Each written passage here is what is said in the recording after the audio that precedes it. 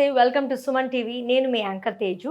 Present మనం రెగ్యులర్గా ఎక్కువ శాతం వరకు పిల్లల్లో ఆటిజం అనేది గమనిస్తూ ఉన్నాం. అంటే చాలామంది కిడ్స్ హైపర్ యాక్టివ్గా ఉండబోతున్నారు. మరి అది ఒక డిసార్డరా లేకపోతే అది కామనా అనేది ఒక్కసారి మనం డాక్టర్ మాటలో తెలుసుకుందాం. ప్రెజెంట్ అయితే మనం అశోక చైల్డ్ డెవలప్మెంట్ సెంటర్లో ఉన్నాం. సో మన ముందు ఉన్నారు డాక్టర్ నవిత రాహుల్ గుల్వే గారు. సో డాక్టర్ గారు physiotherapist, psychologist, early interventionist and Sujok 6 specialist, sensory integration specialist. నమస్తే డాక్టర్ గారు. సో పిల్లల్లో ఇవాళ రేపు మనం ఎక్కువ శాతం ఆటిజం అనేది గమనిస్తూ ఉన్నాం అండ్ ADHD కూడా. సో ఇది ఒక డిసార్డర్ అని మనం చెప్పుకోవచ్చా, లేకపోతే ఇది ఇప్పుడు ఉన్న జనరేషన్ ప్రకారం పిల్లలు ఆబ్వియస్గా హైపర్ యాక్టివ్గా ఉండడం కామన్ అని చెప్పుకోవచ్చా? యాక్చువల్లీ ఆటిజం ADHD అనేది డిజార్డర్. బట్ ఈ మధ్య కాలంలో చాలా మంది పిల్లలు ఉన్నారు. బట్ వేరాజ్ హైపర్ ఉండి, స్పీచ్ డిలే ఉండి, బిహేవియర్ ఇష్యూస్ ఉండి, మైల్ స్టోన్స్ ఏజ్ అప్రోప్రియేట్ లేదు అంటే మనం అక్కడ టేక్ కేర్ చేయాల్సింది ఆ పార్ట్. సో ఎందుకు డిలే ఉంది?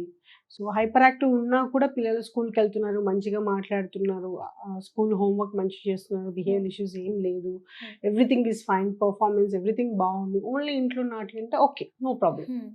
అలా కాకుండా పిల్లల్లో స్పీచ్ డిలే ఉంది, బిహేవియర్ ఇష్యూస్ ఉన్నాయి, పిల్లలతో కలవట్లేదు, స్కూల్లో కంప్లైంట్స్ వస్తున్నాయి, పిల్లలతో కలవట్లేదు, ఒక చోట కూర్చోవట్లేదు, మాటలు రావట్లేదు, వేరే వాళ్ళని కొడుతున్నారు, ఇలాంటి కంప్లైంట్స్ ఉంటే డెఫినెట్గా మనకు అసెస్మెంట్ అనేది చాలా అవసరం. సో ఆటిజం అనేది మనం పిల్లల్లో ఏ వయసులో గుర్తించవచ్చు డాక్టర్? మనం ఆటిజం అనేది పిల్లల్లో 15 నుంచి 18 మంత్స్ అప్పటి నుంచి గుర్తించవచ్చు. ఆ ఏజ్ పిల్లల నుంచి మనం గుర్తించవచ్చు. మోస్ట్ ప్రాబబ్లీ చాలా మంది పేరెంట్స్ 18 మంత్స్ తర్వాత గుర్తిస్తారు. సో ఆటిజంకి మనము ఎలాంటి థెరపీస్ ఇవ్వడం వల్ల సో పిల్లలకి కొంచెం చేంజెస్ అనేది మనం గమనించవచ్చు?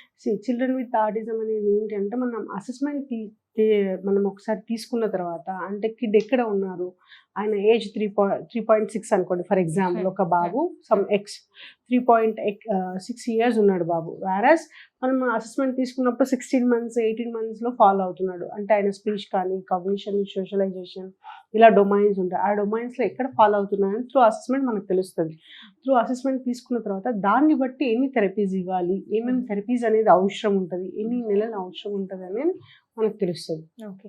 సో పిల్లల్లో ఇదివరకు మీరు చెప్పారు బిహేవియరల్ ఇష్యూస్ వల్ల కూడా మనకు ఆటిజం ఉండే లక్షణాలు ఉండొచ్చు అని. అండ్ పిల్లల్లో చాలా మందిలో కాన్సన్ట్రేషన్, ఈ ఏకాగ్రత అనే లోపం కూడా ఉంటుంది చాలా మందిలో. సో ఇవి కూడా ఆటిజం లక్షణాలు అంటారా? ల్యాక్ ఆఫ్ అటెన్షన్ అనేది one of the symptom. So ఈ ల్యాక్ ఆఫ్ అటెన్షన్ అనేది చిల్డ్రన్ విత్ ఆటిజంలో ఉంటుంది, చిల్డ్రన్ విత్ ADHDలో కూడా ఉంటుంది. బట్ ఈ అటెన్షన్ లేకపోవడం అనేది, హైపర్ యాక్టివ్ అనేది పిల్లల్లో ఉంటుంది. కానీ ఏంటంటే ఈ చిల్డ్రన్ విత్ ఆటిజంలో చాలా ల్యాక్ ఆఫ్ అటెన్షన్. అంటే వాళ్ళు నేమ్ కాల్ రెస్పాండ్ అవ్వరు, ఐ టు ఐ కాంటాక్ట్ ఇవ్వరు, ఎవరైనా ఇంటికి వస్తే వాళ్ళని చూసి సోషల్ స్మైల్ చేయడం అలాంటివన్నీ ఉండవు. సో ఇవన్నీ ల్యాక్ ఆఫ్ అటెన్షన్. అంటే వాళ్ళ ప్రపంచంలోనే వాళ్ళే ఉంటారు, వాళ్ళే ఆడుకోవడం, ఒంటరిగా ఏదైనా రిపీటెడ్గా ఆడుకోవడం, వాళ్ళ పనిలో వాళ్ళే బిజీ ఉండడం, మా ఎదురుగా ఎవరు ఉన్నారు, ఏ పిల్లలు ఉన్నారు, చుట్టూ ఎన్విరాన్మెంట్లో ఏం నడుస్తుంది, ఆ అబ్జర్వేషన్ అంతా ఏం ఉండదు. సో అది lack of attention. Children with ఆటిజంలో కానీ, చిల్డ్రన్ విత్ ADHDలో కానీ ఇలాంటి లక్షణాలు చూస్తుంటాం. సో మనం ఈ థెరపీస్ వల్ల ఆటిజం కానీ లేదా ADHD కానీ ఎంతవరకు తగ్గించగలం, పూర్తిగా తగ్గే అవకాశం ఉంది అంటారా? చూడండి, మనం ఎర్లీ ఇంటర్వెన్షన్ అన్నాం కదా, ఎర్లీ ఐడెంటిఫికేషన్ ఎంత ఇంపార్టెంట్, ఎర్లీ ఇంటర్వెన్షన్ కూడా అంతే ఇంపార్టెంట్. సో మీరు ఎర్లీగా ఐడెంటిఫై చేసి ఎర్లీ ఇంటర్వెన్షన్ అనేది ఇచ్చారనుకోండి, డెఫినెట్గా వాళ్ళని నియర్ టు నార్మల్ వరకు తీసుకురావచ్చు. ఇప్పుడు మనకు 0 to 3 years అనేది బ్రెయిన్ గ్రోత్ 75% ఉంటుంది. సో అలా మనం పిల్లల్ని తొందరగా ఐడెంటిఫై చేశారనుకోండి, థెరపీ సెషన్ ఏదైతే టైం ఉంటుందో అది కూడా తక్కువ ఉంటుంది, వాళ్ళు తొందరగా నేర్చుకుంటుంది. ఎందుకంటే అదంతా నేర్చుకునే స్టేజ్. సో స్టిమ్యులేషన్ అనేది ఎక్కువ ఉంటుంది. సో స్టిమ్యులేషన్ ఎక్కువ ఉండడం వల్ల ఏమంటే సరౌండింగ్ ఏరియాస్ అన్నీ ఏం జరుగుతుంది, ఎన్విరాన్మెంట్లో ఏముంది అన్నీ తెలుస్తుంది అన్నట్టు. దాని త్రూ నేర్చుకుంటారు, దాని త్రూ ఇమిటేషన్ చేస్తారు. Because already they are paying attention. So through imitation వాళ్ళు నేర్చుకుంటారు. సో మనం ఎంత తొందరగా ఐడెంటిఫై చేసి పిల్లల్లో ఏం ప్రాబ్లం ఉంది, దానికి తగ్గ ఇంటర్వెన్షన్ అనేది, థెరపీస్ కానీ అనేది ఇచ్చినట్లయితే చాలా వరకు నియర్ టు నార్మల్ వరకు తీసుకురావచ్చు. సో పిల్లల్లో సోషల్ స్కిల్స్ అనేది ఎలా డెవలప్ చేయగలం? ఎందుకంటే ఇంటి దగ్గర తల్లిదండ్రులతో స్టార్ట్ అవుతుంది మొదట్లో డే మనకి. సో తర్వాత స్కూల్కి అనేది వెళ్తారు, తర్వాత తోటి పిల్లలతో కూడా ఆడుకోవడం జరుగుతుంది. సో ఇంట్లో వరకు తల్లిదండ్రులకు ఎలా బిహేవ్ చేస్తున్నారు అనేది తెలుస్తుంది. బయట వాతావరణంకి వెళ్ళేసరికి వాళ్ళ బిహేవియర్ సేమ్ ఉంటుందా లేదా మార్పులు ఉంటాయి అనేది మనం గమనించలేము, సో ఎవరో చెప్తే కానీ. సో ఇలాంటి సిచ్యువేషన్లో పిల్లల్లో ఈ సోషల్ స్కిల్స్ అనేది ఎలా డెవలప్ చేయగలం? ఈ సోషల్ స్కిల్ అనేది మనం సొసైటీతో ఎక్స్ప్లోర్ అయినప్పుడే మనకు సోషల్ స్కిల్ అనేది వస్తుంది. ఒక డ్రెస్సింగ్ సెన్స్ కానివ్వండి, వే ఆఫ్ ఆఫ్ టాకింగ్ కానివ్వండి, వే ఆఫ్ బిహేవియర్ కానీ మనం ఎంత ఎక్స్పోజర్ అనేది అవుతే అంత నేర్చుకుంటాం. అందుకే పిల్లలకి సోషలైజేషన్ అనేది చాలా ఇంపార్టెంట్. అందుకే చాలామంది పేరెంట్స్ అనుకుంటారు 15 మంత్స్కి స్పీచ్ వచ్చి ఆగిపోయింది, 18 మంత్స్ ఓకే బాబు మాట్లాడారు లేదా పాప మాట్లాడారు నెగ్లెక్ట్ చేస్తారు. ఇప్పుడు ఆగింది కదా, ఇట్స్ ఓకే, స్టిమ్యులేషన్ లేదు, కోవిడ్లో పుట్టారు కదా, మనం పిల్లల్ని ఎక్కువ ఎక్స్పోజ్ చేయలేదు, బయట ఎక్కడ తిరగట్లేదు, ఆయన పుట్టిన 3 years వరకు ఒకే రూమ్లో ఒకే ఇంట్లో మేమే ఉన్నాము, వాళ్ళ డాడీ నేనే ఉన్నాము, బాబు మేము ముగ్గురమే ఉన్నాము, ఇలా అనుకుంటాం. బై డిఫాల్ట్ కొన్ని సోషల్ స్కిల్స్ అనేవి వచ్చేస్తాయి. ఎందుకు అంటే మీరు ఒక 8 months బేబీని మీరు బస్లో కానీ ట్రైన్లో కానీ ఎక్కడైనా షాపింగ్ మాల్లో చూసి స్మైల్ చేస్తే తను కూడా మీకు చూసి స్మైల్ చేస్తారు, right? That is the first mile stone. అంటే సోషల్ స్మైల్. మీరు ఎవరో కూడా ఆమెకు తెలియదు, ఆ బాబుకి తెలియదు, వాళ్ళు ఎవరో మనకు తెలియదు, but when you smile definitely వాళ్ళు స్మైల్ చేస్తారు. సో సోషల్ ఇంటరాక్షన్ అనేది అక్కడి నుంచే స్టార్ట్ అయిపోతుంది. మైల్ స్టోన్ 6 months నుంచి అక్కడి నుంచి స్టార్ట్ అయిపోతుంది. 10 monthsకి వచ్చేసరికి తన ఏజ్ పిల్లలు ఎలా ఆడుతున్నారో అలా ఆడడానికి. 1 year అయింది అనుకోండి, ఇంకొంచెం వేరే పిల్లలతో అంటే తనకంటే పెద్ద కావచ్చు చిన్న కావచ్చు ఆడు. 2 years అయింది అనుకోండి, ఇంకా దాన్ని మొత్తం ఎన్విరాన్మెంట్లో పక్కన ఆంటీ వాళ్ళు కానీ ఎవరైనా మన రిలేటివ్స్ వచ్చి వెళ్ళిన వాళ్ళని గుర్తుపట్టడం. ఇంకా 3 yearsకి అయితే ఇంకా మంచి గుర్తుపట్టడం. ఇంకా వేరే ఫంక్షన్లు ఎక్కడైనా మన ఇంటికి వచ్చిన వాళ్ళు తెలిస్తే వాళ్ళతో వెళ్ళి కూర్చొని తినడము అలా చేస్తారు. ఇది socialisation. So various children with autism, children with ADHD పిల్లలు ఏంటి అని అంటే ఈ సోషల్ ఇంటరాక్షన్ అనేది పూర్తిగా తక్కువ ఉంటుంది, చాలా తక్కువ ఉంటుంది. వీళ్ళు ఎలా అంటే ఓన్లీ ఫెమిలియర్ పర్సన్. మీరు అన్నారు కదా మమ్మీ డాడీకి అయితే తెలుస్తుంది వాళ్ళ సోషలైజేషన్ అంటే సోషల్ బిహేవియర్ అనేది ఎలా ఉంటుంది. ఇంట్లో వాళ్ళ వరకే ఉంటారు, వాళ్ళు ఫెమిలియర్ పర్సన్స్ వరకే ఉంటుంది. బయట మనం ఇప్పుడు పార్టీస్కి వెళ్ళినప్పుడు మీరు స్మైల్ చేశారనుకోండి, they won't give a smile, return back అనేది సోషల్ స్మైల్ అనేది చెయ్యరు. సో ఇది మనకు ఒక సిమ్టమ్ కింద కూడా చూస్తాం. సోషల్ స్మైల్ అనేది ఉండదు. మనం ఎప్పుడు 6 months 8 months బేబీ నుంచే చూస్తున్నాం, 6 to 8 months బేబీస్కి. బట్ వీళ్ళు 1.5 year వచ్చినా కూడా సోషల్ స్మైల్ అనేది ఉండదు కొంతమంది పిల్లలు. అండ్ మీరు 8 months బేబీకి మీరు ఇట్లా చూస్తే వాళ్ళు కూడా మీకు ఐ కాంటాక్ట్ ఇస్తారు, వీళ్ళలో ఐ కాంటాక్ట్ అనేది ఉండదు. సో 1.5 year వచ్చినా కూడా ఐ కాంటాక్ట్ అనేది తక్కువ ఉంటుంది. ఈ లక్షణాలన్నీ ఏంటంటే చిల్డ్రన్ విత్ ఆటిజం కానీ చిల్డ్రన్ విత్ ADHD అంటాం. అండ్ వాళ్ళు ఒక్క దగ్గర అస్సలు ఉండరు. ఒక పిల్లలతో కూర్చోవాలి. ఒకవేళ మనం ఫంక్షన్స్కి వెళ్ళాము, పిల్లలంతా ఆడుతున్నారు, ఒక 2-3 ఆడుతుంటే వేరే పిల్లలు కూడా వెళ్ళి అక్కడ ఆడేసుకుంటారు. వాళ్ళు ఏం ఆడుతున్నారో వీళ్ళు కూడా అదే ఆడతారు.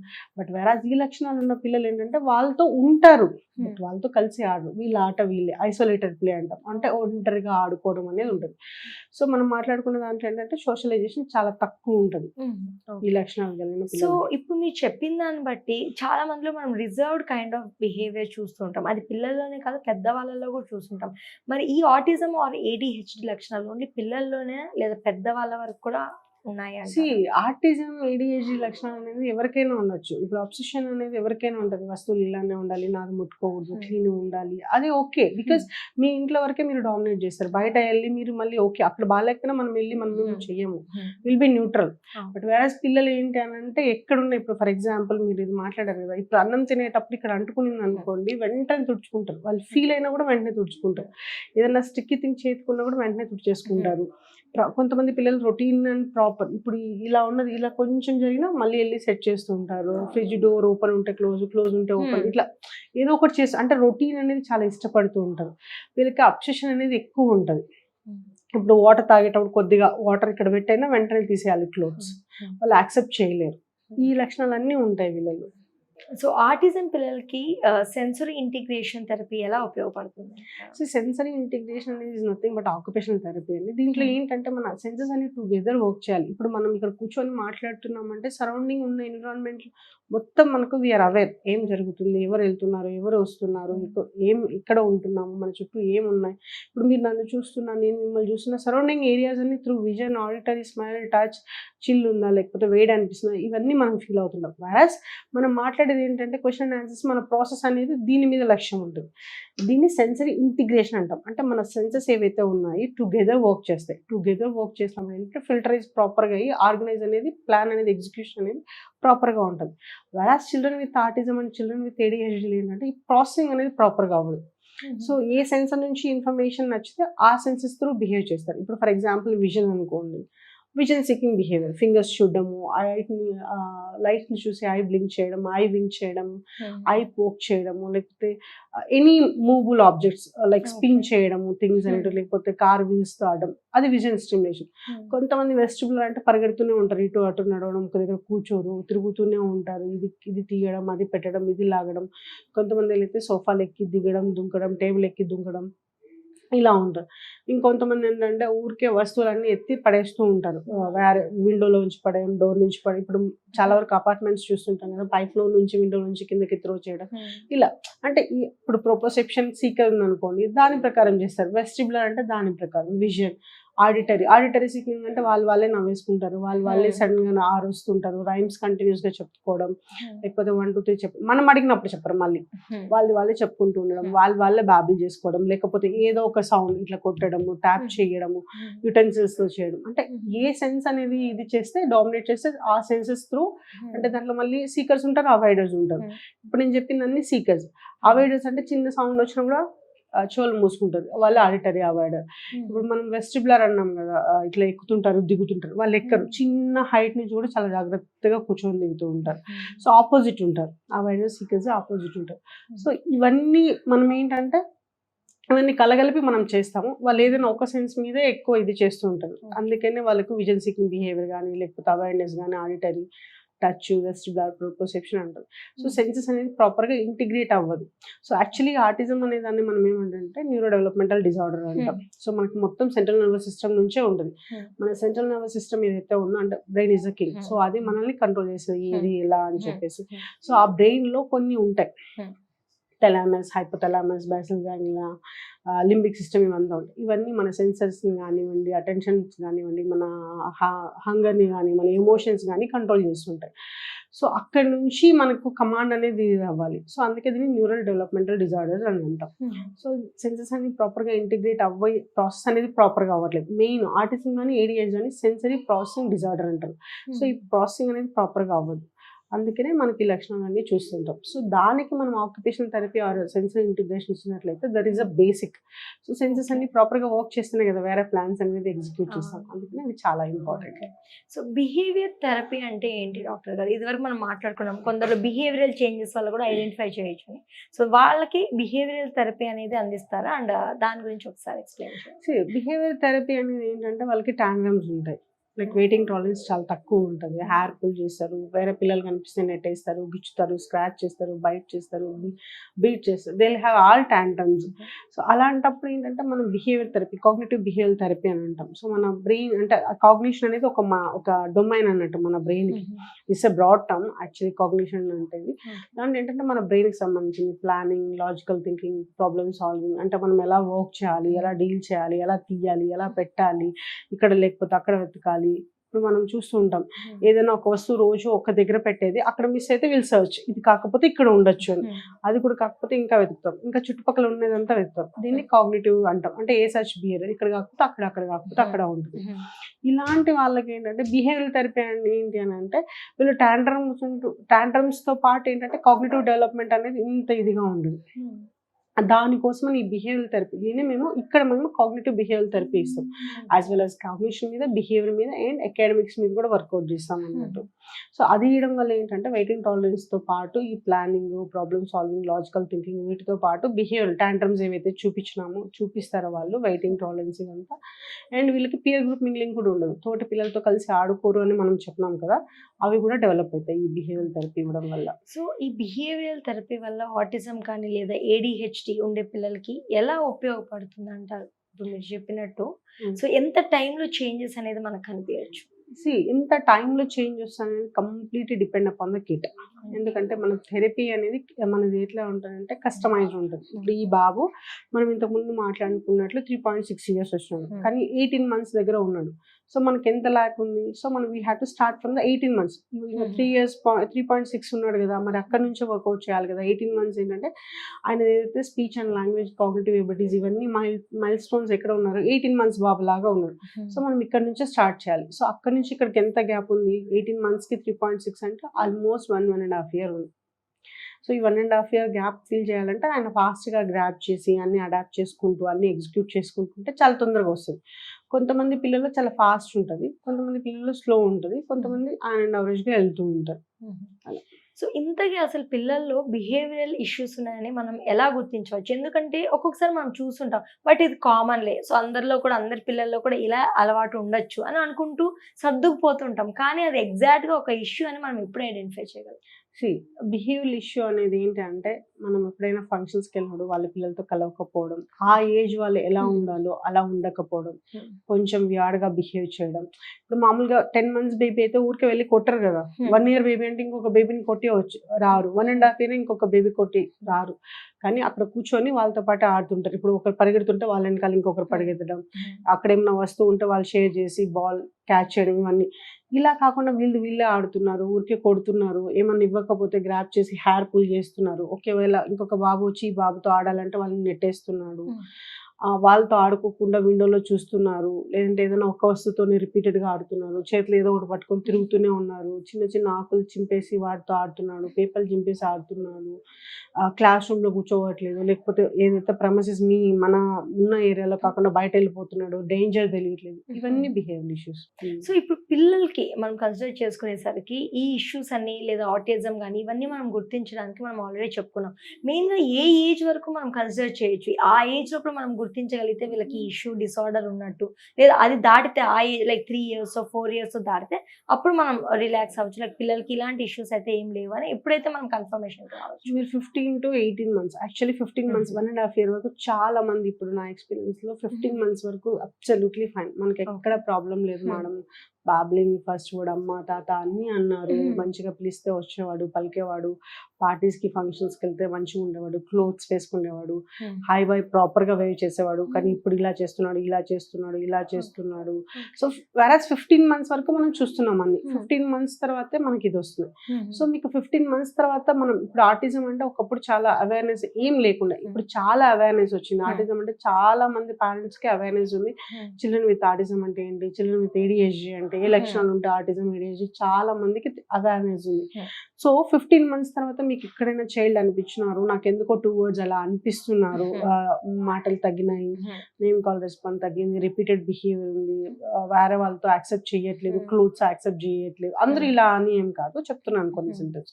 హెయిర్ కట్ నెయిల్ కట్కి కోఆపరేట్ చేయట్లేదు, ఫుడ్ రొటీన్గా తింటున్నాడు, చూ చేయట్లేదు, బ్రష్ చేశాక స్పీచ్ చేయట్లేదు, బ్లో చేయట్లేదు, ఇంతకుముందు ఏవైతే చేశారో అవి చేయట్లేదు. ఇప్పుడు ఈ మంత్కి ఇంత మైల్ స్టోన్స్ ఉండాలి ఈ స్పీచ్లో కానీ, cognition, gross motor, fine motor, max gross మోటార్లో ఎటువంటి ప్రాబ్లం ఉండదు. ఈ ఏరియాస్లో మనకి ఎక్కడైనా తక్కువ ఉంది అంటే బెటర్ మనం ఒక్కొక్క అసెస్మెంట్ తీసుకోవడం వల్ల ప్రాబ్లం ఏం లేదు. అసెస్మెంట్ తీసుకుంటే మనకి ఏంటంటే కొంతమంది పిల్లలు హై రిస్క్లో ఉంటారు, అంటే 2 words మైట్ బి అటు వెళ్తూ ఉండొచ్చు. సో దాన్ని మనం అప్పుడే ట్రీట్ చేసామనుకోండి చాలా తొందరగా మనం వాళ్ళని నియర్ టు నార్మల్ వరకు తీసుకురావచ్చు. ఇప్పుడు కొంతమంది పిల్లలు మా దగ్గర 2 years బేబీ వచ్చిన వాళ్ళు they are going to normal school, మంచిగా చదువుతున్నారు, మంచిగా. అంటే ఇప్పుడు ఆయనకి ఆటిజం లక్షణాలు ఉన్నాయన్న కూడా మీరు నమ్మలేరు, అలా ఉన్నారు. సో మనం ఇంతకుముందు చెప్పినట్లు ఎర్లీ ఐడెంటిఫికేషన్, ఎర్లీగా ఐడెంటిఫై చేసి ఇమ్మీడియట్గా స్టెప్ తీసుకొని ఇంటర్వెన్షన్ ఇచ్చామనుకోండి, definitely we make a good path for them. అంటే లైఫ్లో వాళ్ళు ఇండిపెండెంట్ ఉంటారు, డిపెండెన్స్ అనేది ఉండదు. ఇప్పుడు కొంతమంది పిల్లలు 9, 10, 11 years వచ్చినా వీళ్ళే తీసుకెళ్ళాలి, మమ్మీ వాళ్ళు పార్టీస్కి వెళ్ళొద్దు, ఇక్కడ వెళ్ళొద్దు, ఎందుకంటే ఈ బేబీని ఇంట్లో వదిలేయలేరు, చెప్పలేరు, మాట్లాడలేరు, వేరే ఫెమిలియర్ ఇంట్లో వాళ్ళు కాకుండా లేకపోతే మదర్ కాకుండా ఇంకా ఈవెన్ కొంతమంది పిల్లలు ఫాదర్తో కూడా ఫెమిలియరైజేషన్ అసలు ఫెమిలియర్గా ఉండరు, ఓన్లీ మదర్ వరకే ఫెమిలియర్ ఉంటారు. సో ఇవన్నీ ఫేస్ చేయాల్సి ఉంది. అంత ఇది చేసే కంటే మనము జస్ట్ 15 or 18 months ఈ 3 monthsలో మనకి ఎక్కడైనా బేబీ ల్యాక్ అవుతున్నాడు, డిలే అవుతుంది, సో మాట్లాడిన కూడా మాట్లాడట్లేదు, ఐసోలేటెడ్ ఉంటున్నాడు, నేమ్ కాల్ రెస్పాన్స్ తగ్గింది, ఐ కాంటాక్ట్ ఇవ్వట్లేదు, ఇవి లక్షణాలు కనిపించినాయి అనుకోండి, ఒక అసెస్మెంట్ తీసుకొని ఒకవేళ హై రిస్క్ ఉన్నాడు, ప్రాబ్లం ఏం లేదు, ఎవ్రీథింగ్ ఈజ్ ఫైన్ అంటే థెరపీస్ అవసరం లేదు.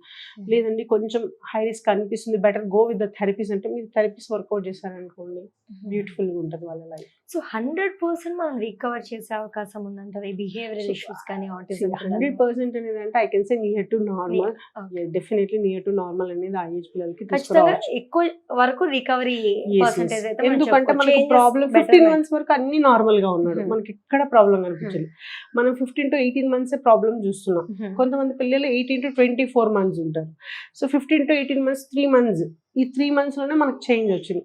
ఆ 3 months ని మనం కానీ ఒక 6 months ఆయన మీద వర్కౌట్ చేసామనుకోండి ప్రాబ్లమే ఉండదు. ఒకవేళ మీరు 4 ఇయర్స్ 5 ఇయర్స్ 7 ఇయర్స్కి తీసుకొచ్చారు, ఆల్రెడీ బిహేవియర్గా ఉన్నది హ్యాబిట్ కింద మారిపోతూ ఉంటుంది, అన్నోయింగ్లీ అయిపోతూ ఉంటాయి. ఇంకా వాళ్ళకి అండర్స్టాండింగ్, ఇప్పుడు మీరు 9 ఇయర్స్ బాబుని తీసుకొచ్చిన వేరే ఆయన 1.5 ఇయర్ 2 ఇయర్స్ ఉంటుంది, ఎంత గ్యాప్ ఉంది, 7 ఇయర్స్ ఉంది ఆల్మోస్ట్. ఈ 7 ఇయర్స్ గ్యాప్ని ఫిల్ చేయాలంటే ఎన్ని నెలలు ఎన్ని సంవత్సరం మనము ఆయనకి థెరపీస్ ఇవ్వాలి, ఆయన గ్రాప్ చేసుకోవాలి. ఇంకా అప్పుడు పెద్దగా అయిపోయి ఉంటాడు, అన్ని యాక్టివిటీస్ కూడా చేయించలేము, అన్ని కూడా అంటే మనం ఎంత కష్టపడినా కూడా ఏంటంటే రిజల్ట్ చాలా తక్కువ స్లోగా ఉంటుంది. సో లేట్ ఐడెంటిఫికేషన్ వల్ల ఖచ్చితంగా ట్రీట్మెంట్ డ్యూరేషన్ అనేది కూడా పెరిగే అవకాశాలు ఎక్కువ ఉన్నాయి. కొంతమంది పిల్లలు ఏంటంటే 17 months కి ఐడెంటిఫై చేసిన సివియర్ ఉంటుంది వాళ్ళలో, Okay. వాళ్ళకు కూడా 1.5 year పట్టచ్చు. So it depends. కానీ కొంతమందికి మైల్డ్ ఉన్నా కూడా 1.5 year పట్టచ్చు.